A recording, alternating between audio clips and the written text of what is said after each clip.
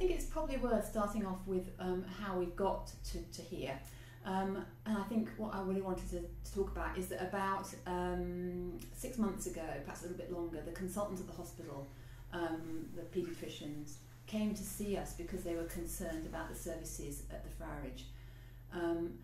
They have delivered very safe, very high quality services for years, but there are changes coming along now that they're really worried about, and they wanted to talk to us about how we develop service in the future to keep everything safe.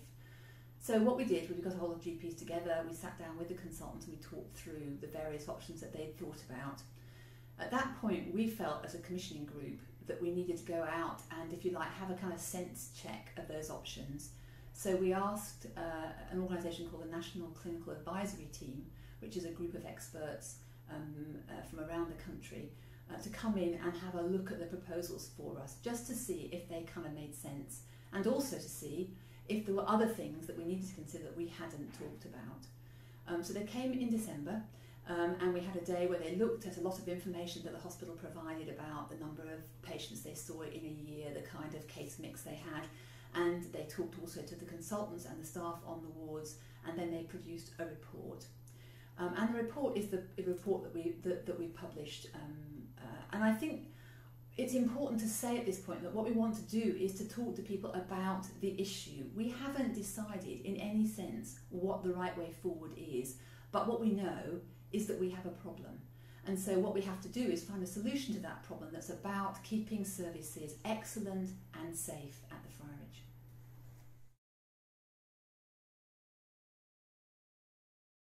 I think the first thing to say is this is not about cost cutting. We're not trying to save money in any sense when we're looking at the issues that are faced by the Friarage. It is mainly about two things, which is about the way that doctors work, the hours that they work, and the way that they're trained. And there are also the development of a lot of standards nationally which are there to protect patients and keep them safe, and they define what is considered to be a safe service. And most of these come from, I think, the Royal College of Paediatricians. And what they've done is they've looked across the country at what a safe service should look like, and that is a rota of 10 consultants. The throughput for patients at the Friarage generates enough income to employ about 4.5–5 consultant paediatricians.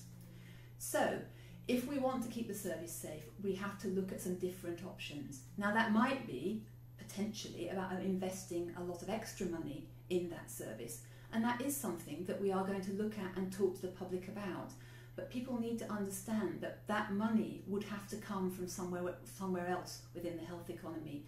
We don't have any growth, and we don't have any way of investing new money in that service. So that would be about taking money out of other services that we already have in Hambleton and Richmondshire.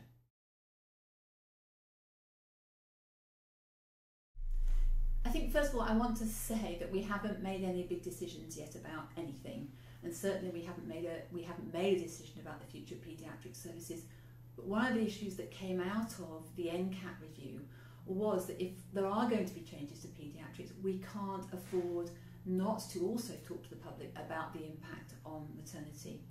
The reason you need both co-located in one building is that if you are delivering babies that are considered to be relatively high-risk deliveries, you have to have a consultant paediatrician on call, so that if the baby gets into distress, the obstetrician, that's the consultant in charge with the delivery, can call upon the paediatrician to come and resuscitate the baby. So it would be wrong to talk about changes to paediatric services, particularly if that were to mean changes overnight, and not then talk to the public about what that might mean for maternity. If we were to go down a day case unit for paediatrics, it would probably mean that the only safe option for maternity going forward would be that it would become a place where only women who were considered to be low risk would have their babies, and that would be a midwifery-led unit. So if that were to happen, the options for patients in Hambleton and Richmondshire would either be to have their high-risk babies born at James Cook in Middlesbrough, or to go to Darlington, where they could have the same services delivered there.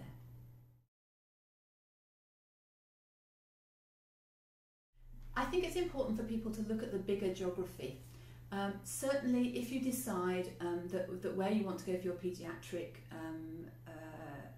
inpatient stay would be the Friarage, and then you couldn't stay there overnight, you would then be transferred over to James Cook. But that isn't the only option. For people who live in Hamilton and Richmondshire, Darlington is another option. It's always been there. I think traditionally we haven't actually used that hospital very much.